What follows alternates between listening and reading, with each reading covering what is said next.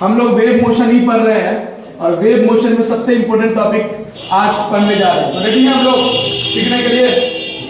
तो चलें, सबसे पहला काम हम लोग कल पढ़े थे इक्वेशन ऑफ मोशन। क्या पढ़े थे?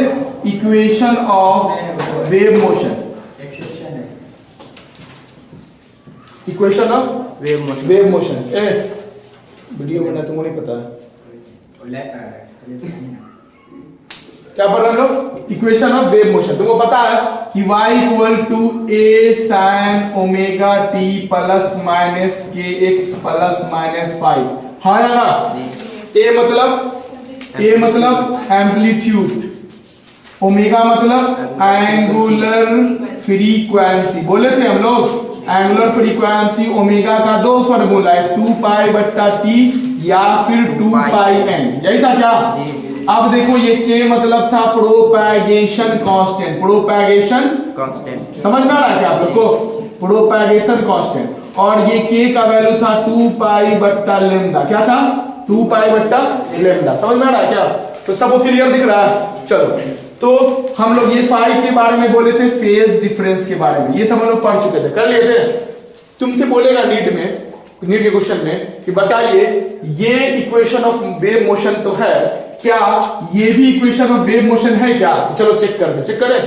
बोल रहा है क्या? y equal to a sin लिख दिए। अब हम ओमेगा की जगह लिख देते 2 पाई बट्टा t into T plus k के जगह लिख देते 2 पाई बट्टा lambda into x plus minus 5 लिख दे क्या? अरे बोलो ना, है ना? तो क्या हम इसमें से 2 पाई कॉमन ले सकते हैं ना? तो हम लिख दें a sin, अभी हम प्लस माइनस 5 को हटा देते हैं, मान लेते हैं रहने तो कोई दिक्कत नहीं, तो 5 हटा देते कुछ देर के लिए। तो हमको बताओ a sin 2 पाई कॉमन ले लें तो बच जाएगा small t by capital T plus minus x बट्टा लेम्डा। सही है क्या? क्या ये इक्वेशन भी वेव इक्वेशन कहला सकता है कि नहीं? एकदम कहला सकता है। समझ में आ गया? तो ऐसे मॉडिफिकेशन आएगा तो करते चले जाओगे। अरे बोलो ना, है ना? तो 2-3 इक्वेशन है वेव मोशन का, उसको देख लेना तुम लोग कैसे प्यूरिफाई होता है, कर लेना अपने से। तो चलो आज हम लोग नया चीज पढ़ने जा रहे हैं, बहुत अच्छा चीज है। क्वेश्चन सब तुम लोग बनाए हो कि नहीं बनाए हमको तो नहीं पता। तो दो तरह का वेलोसिटी हम पढ़ाए, देखो तो ये पढ़ाए कि भूल गए तुम लोग। वेलोसिटी दो तरह का होता है, एक होता है वेलोसिटी ऑफ वेव। क्या होता है? Velocity of wave. और एक होता है वेव वेलोसिटी को ही हम लोग क्या बोलते हैं? एक होता है पार्टिकल वेलोसिटी। क्या होता है? Particle velocity. पार्टिकल वेलोसिटी का नाम क्या था? Maximum velocity. इसका फॉर्मूला था v max equal to a omega. पढ़े थे हम लोग। और ये फॉर्मूला था v equal to omega by k। हाँ या ना? इतना बात क्लियर है? तो चलो आज का नया हेडिंग हम लोग शुरू करते हैं। बहुत इंपॉर्टेंट क्लास है और आज के क्लास से तुम्हारा बहुत सारा न्यूमेरिकल बनेगा। रेडी हो? सब में सीखोगे? तो आज थोड़ा क्लास लंबा चलेगा तो तुम लोग ठीक रहना, ठीक है? तो चलो हम लोग शुरू करते हैं। हेडिंग दो, वेलोसिटी ऑफ स्ट्रिंग। देखो वेलोसिटी ऑफ स्ट्रिंग क्या लिखना है?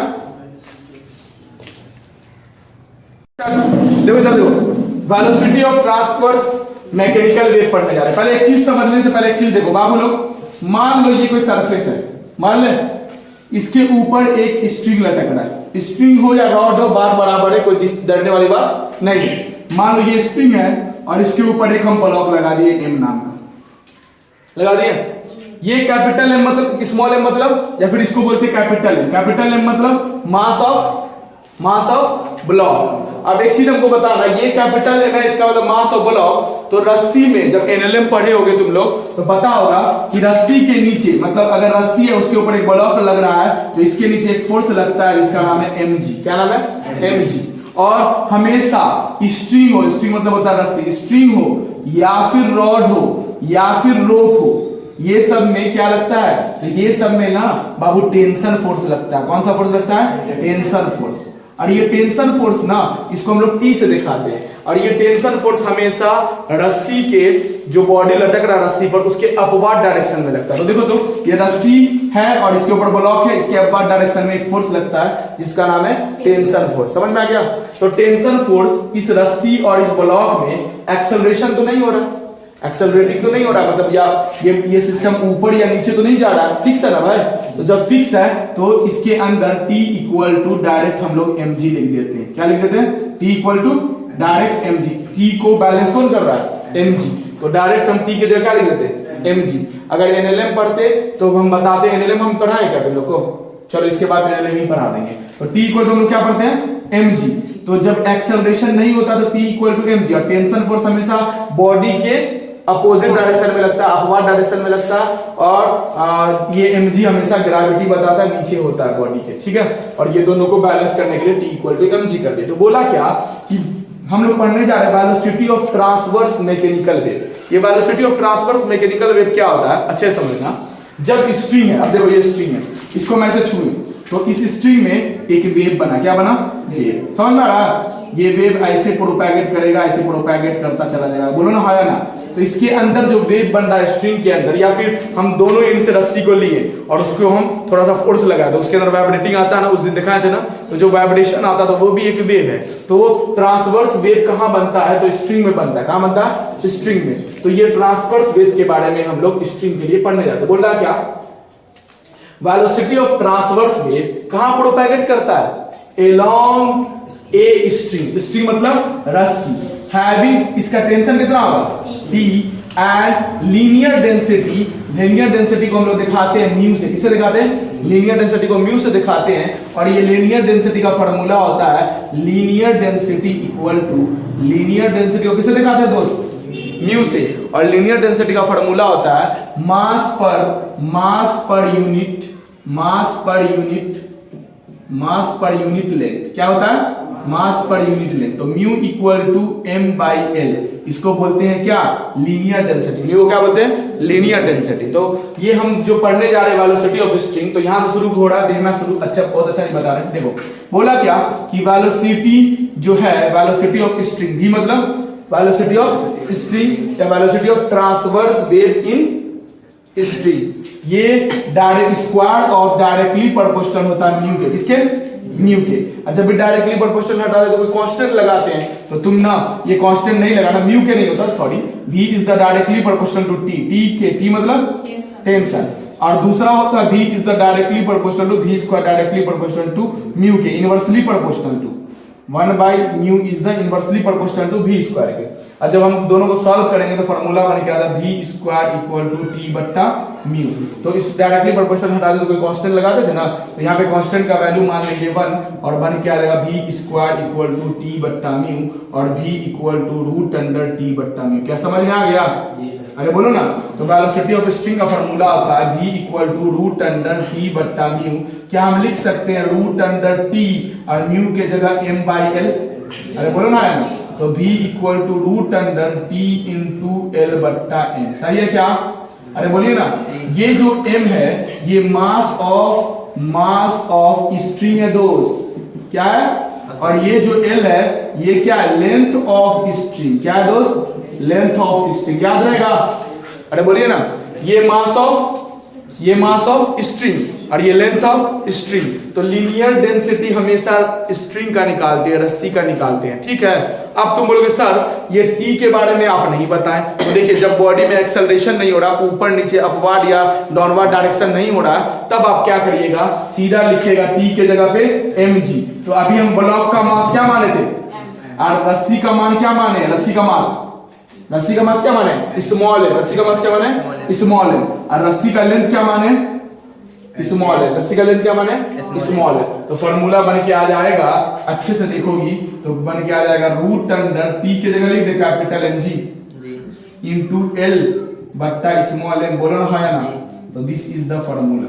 तो इसका नाम है वेलोसिटी ऑफ स्ट्रिंग इन, या फिर बोल दो direct velocity of transverse wave in string. तो वेलोसिटी ऑफ किसका वेलोसिटी है? वेलोसिटी ऑफ ट्रांसवर्स वेव है ये। कहां? स्ट्रिंग में। कितना होता है? रूट अंडर टी बट्टा म्यू। डायरेक्ट याद रखो ये वाला फॉर्मूला, रूट अंडर टी बट्टा म्यू। याद रहेगा? टी मतलब टेंशन और म्यू मतलब, मेरा फोटो आ रहा है? चलो शुरू करें। तो हम लोग बात कर रहे हैं कि वेलोसिटी जो लाए हैं, velocity of transverse wave in कहां? स्ट्रिंग में। कितना लाए? v equal to root under T बट्टा म्यू, हाँ या ना। What is T, what is mu, linear density, mass बट्टा लेंथ। भूलोगे नहीं ना, खाना भूल जाना, खाए के नहीं, लेकिन इसको मत भूलना भाई प्लीज। आगे चलो, अब देखो यहाँ पे काम का चीज, क्या हम v इक्वल टू, क्या हम म्यू के जगह m बाई एल बोले हैं? म्यू को क्या बोले? लीनियर चार्ज डेंसिटी नहीं बोले, या फिर लीनियर डेंसिटी बोले हैं ना। तो हम यहाँ पे लिख देते हैं v equal to root under T बट्टा, पूरा रूट है दोस्त, टी बट्टा क्या m बाई एल। सही है क्या?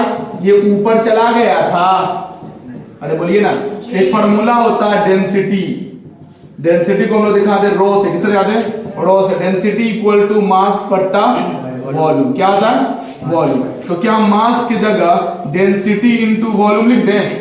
रो मतलब ये दोस्त, ये पी को ऐसे करो, ऐसे घुमा दो, जो हो जाता रो, रो मतलब डेंसिटी, डेंसिटी इनटू वॉल्यूम। मास की जगह पे क्या लिख सकते हैं? Density into volume. क्या हम m की जगह m लिख दें और डेंसिटी की जगह रो लिख दें और वॉल्यूम की जगह एरिया इनटू लेंथ लिख सकते हैं? अरे बोलो ना, है ना।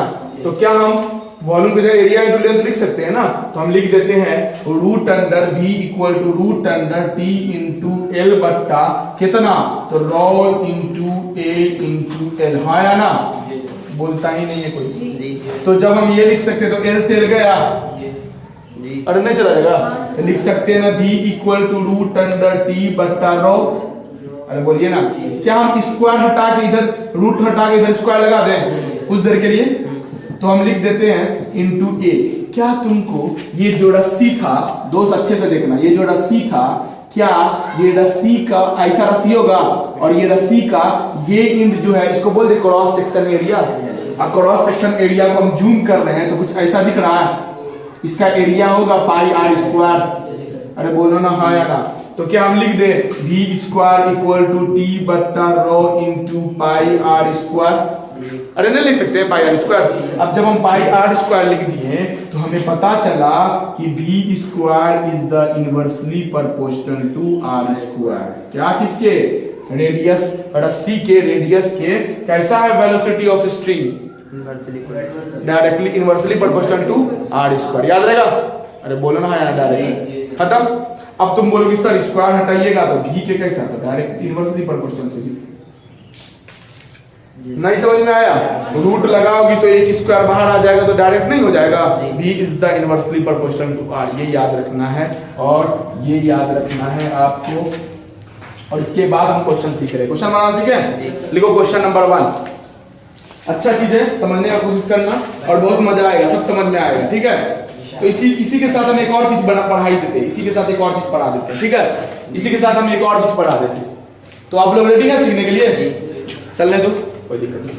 तो देखो हम एक और चीज पढ़ा देते हैं, नोट करिएगा। क्या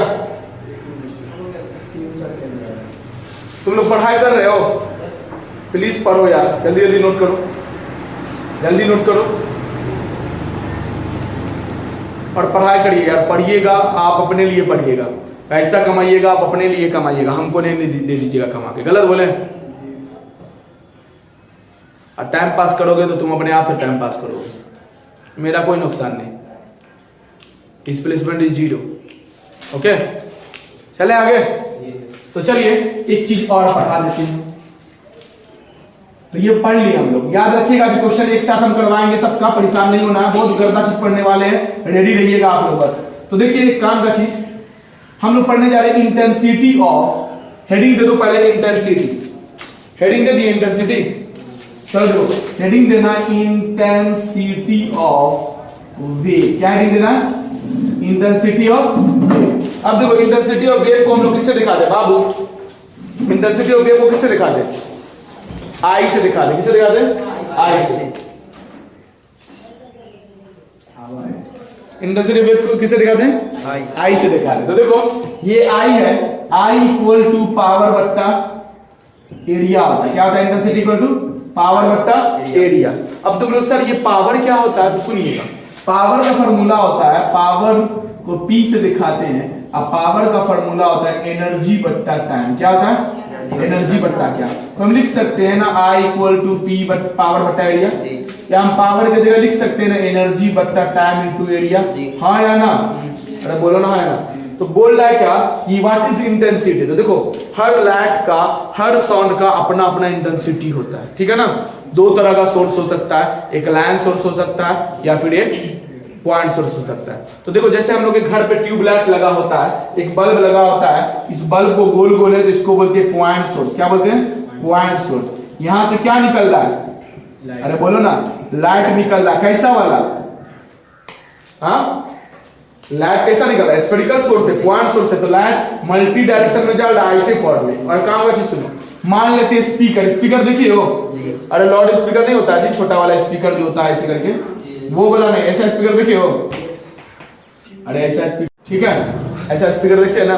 तो ये भी स्फेरिकली सोर्स है, इसका आवाज जो जा रहा है ना मल्टी डायरेक्शन में। या फिर छोटा छोटा बॉक्स टाइप का स्पीकर नहीं होता, हमारे मोबाइल में स्पीकर होता है गोल गोल वाला, जो गोल है उसको बोलते हैं पॉइंट सोर्स। तो दो तरह का सोर्स है। सोर्स कहीं लाइट निकालेगा, कहीं साउंड निकालेगा। तो लाइट भी एक तरह का एनर्जी है और साउंड भी एक तरह का एनर्जी है।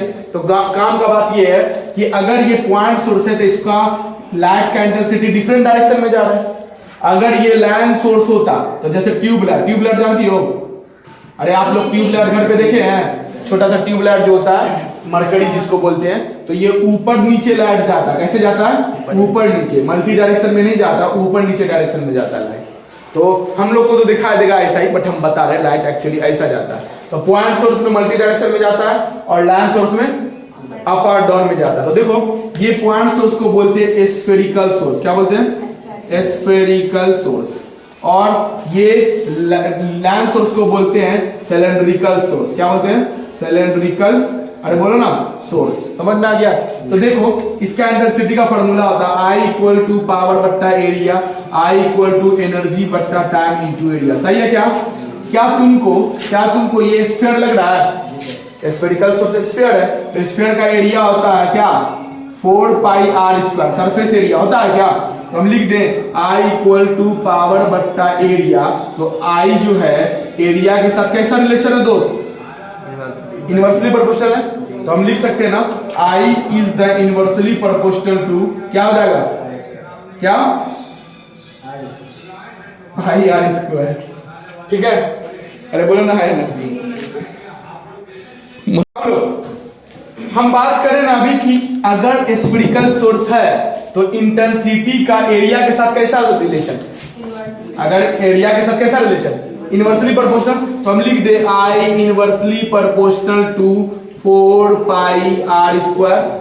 और I मतलब इंटेंसिटी और R मतलब रेडियस। तो इंटेंसिटी और रेडियस के बीच में कैसा रिलेशन? तो inversely proportional to r square. लेकिन किसका इंटेंसिटी के साथ? पॉइंट सोर्स वाला इंटेंसिटी या फिर स्फेरिकल सोर्स वाला इंटेंसिटी। अगर लाइन सोर्स होता भाई, इधर देखो दोस्त, अगर ये रख लो भाई, ये रख लो, डायरेक्ट ये रखना तुमको।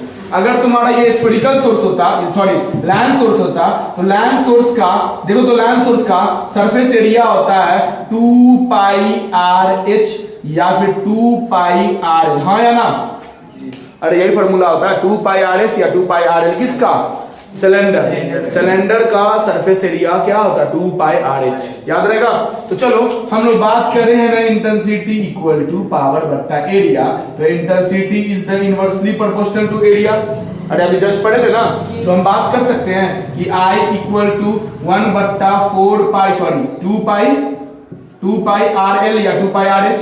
तो I के साथ रेडियस का कैसा रिलेशन? तो सिर्फ इनवर्सली प्रोपोर्शनल। अगर सिलेंड्रिकल सोर्स है तो intensity inversely proportional to r, अगर स्फेरिकल सोर्स है तो intensity inversely proportional to r square. बस इतना रटना, रट लीजिएगा।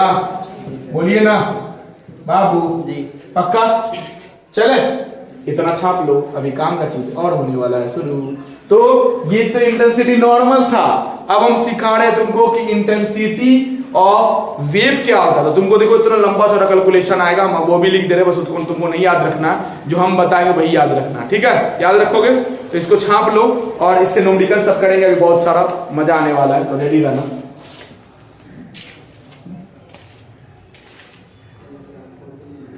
ये दो क्वेश्चन है, ये दोनों क्वेश्चन मैं बना के दिखाता हूं और आप भी बनाइए। पहले आप 2 मिनट ले लीजिए, वीडियो को स्टॉप करके बना लीजिए क्वेश्चन को, नहीं बने उसका मेरे से मिलाओ। बनाए, चलो हम बनाते हैं, तुम लोग ट्राई करोगी।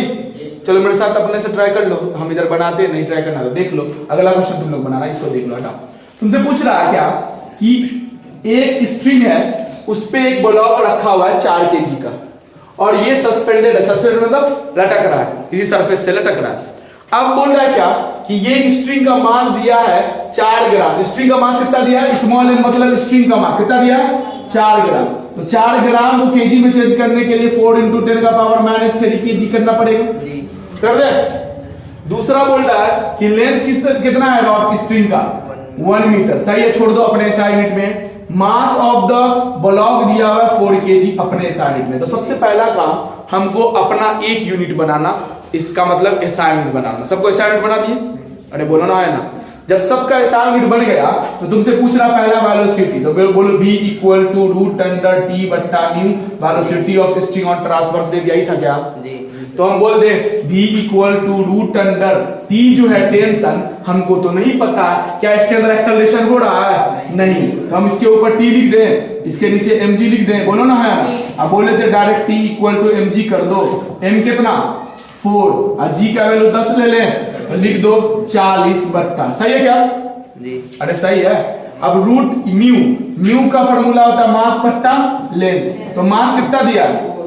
मास दिया है length of string, mass of string 4 × 10⁻³ divided by 1। सही है क्या?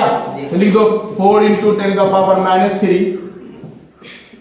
Divided by 1। सही है क्या? तो लिख दो 40, ये 1 चला जाएगा ऊपर, तो 40/4 × 10⁻³ रूट के अंदर। तो क्या 1 कट जाएगा? अरे 4 1 जा 4 कट जाएगा, तो बच जाएगा वो रूट के अंदर 10 बाई, ऊपर भेज दे इसको, तो 10⁻³ हो जाएगा। तो बच जाएगा रूट के अंदर क्या है 10⁻4। तो इसका रूट कितना निकलेगा? 100 मीटर/सेकंड। आंसर 100 होगा कि 1000 होगा? अरे 100 होगा, सही तो है। 100 आंसर आएगा। देख लेता हूं मैं कितना आंसर है। इसका आंसर है 100 मीटर/सेकंड। आ गया वेलोसिटी ऑफ स्ट्रिंग 100 मीटर/सेकंड। अब दूसरा तुमको ये आ गया। अरे कितना आसान था यार। दूसरा हम लोग T निकालते, तो स्पीड इक्वल टू फार्मूला क्या होता है? स्पीड इक्वल टू डिस्टेंस बट्टा टाइम। तो टाइम इक्वल टू डिस्टेंस बट्टा स्पीड बोलते हैं। तो डिस्टेंस कितना दिया हुआ है? 1 मीटर, और स्पीड कितना लेके आए हो? 100 ना लेके आए हो, तो 100 ये हो गया इतना सेकंड। आंसर आ गया। दूसरा बनाए इसको समझ में आया? दूसरा क्वेश्चन बना दे। देखो अब ये क्या लिफ्ट है? ये क्या दोस्त? लिफ्ट। क्या दोस्त? ये क्या है? लिफ्ट। अब देखो हम पहले एक लिफ्ट का कंडीशन बता दे, कंसेप्ट बता दे, फिर इसको समझाएंगे। ठीक है, सीखिएगा। अच्छा क्वेश्चन चलो बाबू, और एक बार सीख गया ना। हाँ, G का वैल्यू 10 भी होता है, 9.8 भी होता है। तो हम तो बोलेंगे जब क्वेश्चन में 9.8 दे तब ये बनाओ 9.8 डाल के, और अगर नहीं दिया तो सीधा 10 बनाओ, खत्म किया। ठीक है, चले आगे। चलो आइए, इस क्वेश्चन को बनाने से पहले थोड़ा सा मैं तुम्हें लिफ्ट का कंसेप्ट बताता हूं। तो लिफ्ट का कंसेप्ट सीख लो। रेडी हो क्या सीखने के लिए? तुम लोग को क्वेश्चन में क्या बोल रहा है सुनना। बोला भैया एक लिफ्ट है, और लिफ्ट के ऊपर, लिफ्ट के सेलिंग में, क्वेश्चन का लैंग्वेज हम नहीं लिखे हैं क्योंकि क्वेश्चन का लैंग्वेज बहुत बड़ा हो जाता है। मैं समझा दे रहा हूं। तुमको ये क्वेश्चन मिल जाएगा PMT क्वेश्चन बैंक में, और ऐसा क्वेश्चन मिल जाएगा तुमको JEE मेन के क्वेश्चन बैंक में। तो ढूंढ लेना अपने से, नहीं हो तो हम डाल देंगे वीडियो टेलीग्राम पे, परेशान हो तो। ये क्या दोस्त? लिफ्ट है। लिफ्ट के सेलिंग पर, लिफ्ट के छत पर क्या रखा हुआ है? तो एक ब्लॉक और एक स्ट्रिंग का सिस्टम बना हुआ है। तो ये एक स्ट्रिंग है और ये एक ब्लॉक है। स्ट्रिंग का मास दिया हुआ है 24 ग्राम। कितना दिया हुआ है? और ये जो ब्लॉक है इसका मास दिया हुआ है 5 kg। कितना kg? 5 kg।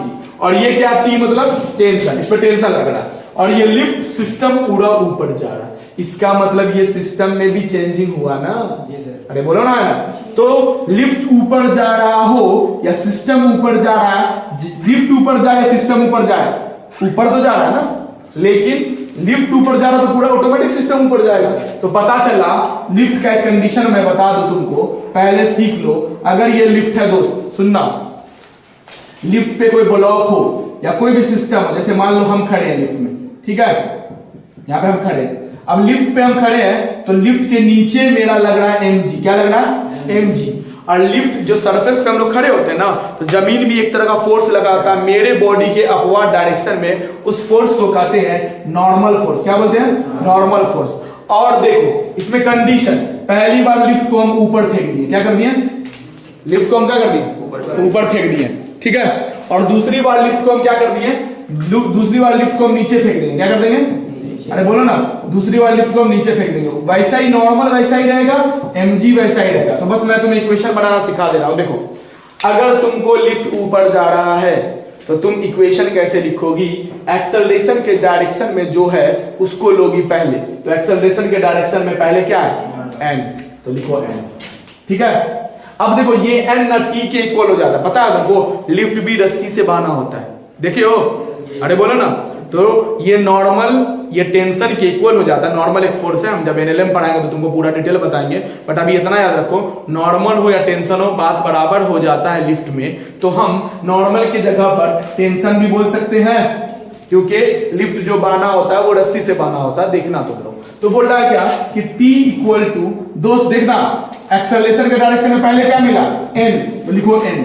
उसके जस्ट अपोज कौन कर रहा है? mg, तो उसको माइनस कर दो, और इक्वल टू a है ना, तो सूडो फोर्स लगा दो a में। सूडो फोर्स का फॉर्मूला होता है, फोर्स का फॉर्मूला होता है a में, तो सूडो फोर्स लगाए थे a में, ठीक है, बैलेंस करने के लिए। तो इसको अच्छे से लिखने के लिए हम क्या, इसको n की जगह t भी तो बोल सकते हैं, तो लिख दे t इक्वल टू, इस mg को उधर फेंक दे तो बोल जाएगा ma प्लस mg। अरे बोलो ना, है ना, तो हो जाएगा t equal to m common ले लिए तो a प्लस g, हाँ या ना? सही है क्या? तो ऊपर जा रहा था तो ऐसे ही क्वेश्चन लिख दिए। अब तुम बता दो नीचे जा रहा है तो n को t भी बोल सकते हो, इसका बैलेंस करो तो mg minus t equal to ma, सही है। तो क्या करेंगे, उसको इधर भेजे, इसको इधर भेजे, तो mg ये इधर आ जाएगा तो माइनस ma, ये उधर चला जाएगा तो प्लस ma, ये m बाहर कर दिए तो g minus a equal to t, हाँ या ना? क्लियर हो गया? तो ये इक्वेशन हम लोग बना लेंगे ना, अरे बनाने आता है ना। तो चलो ये लिफ्ट का कंडीशन सीख गई, तो हम क्वेश्चन बनाते हैं, ठीक है।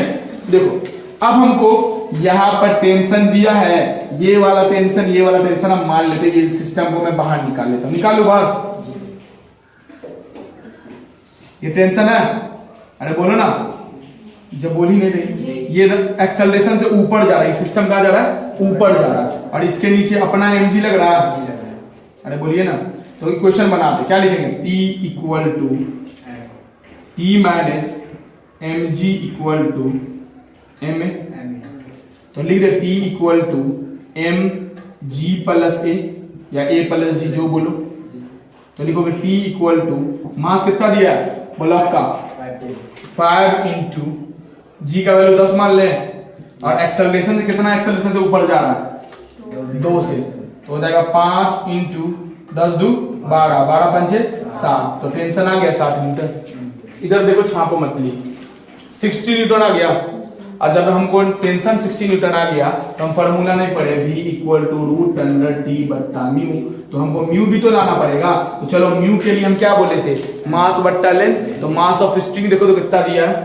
24 ग्राम। तो 24 ग्राम को चेंज कर ले, 24 इंटू 10 का पावर माइनस 3 kg। क्या लेंथ मीटर में है? कोई दिक्कत नहीं, सब अपने यूनिट में आ गया। तो लिख दोगे v equal to root under 60 बट्टा m बाई एल। तो m की जगह पे लिखोगे 24 इंटू 10 का पावर माइनस 3, एल ऊपर चला जाएगा तो एल हो जाएगा 1। सही है क्या? इसको सॉल्व करोगे आंसर आ जाएगा, कर लोगे?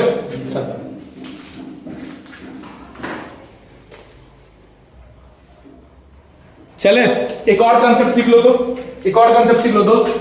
अगर तुमको ग्राफ बोल दे, किसके किसके बीच में? आपको ग्राफ बोल देगा v is the directly proportional to, क्या होता है? एक ग्राफ है, मैं बता दे रहा हूं तुमको, v और x के बीच में या v और l के बीच में ग्राफ बनता है ऐसा। कैसा? ऐसा। क्या उल्टा नहीं बना दिया? नहीं, ठीक है, ये ग्राफ ऐसा ही बनता है, याद रहेगा। v और l बोलो या v और x बोलो, बात बराबर है। इस दोनों के बीच में v मतलब वेलोसिटी ऑफ स्ट्रिंग, x मतलब डिस्टेंस ऑफ स्ट्रिंग या लेंथ ऑफ स्ट्रिंग। समझ में आ गया? तुम l भी लिख सकते हो, ऐसा कुछ है नहीं। तो ग्राफ ऐसा बनता है। चले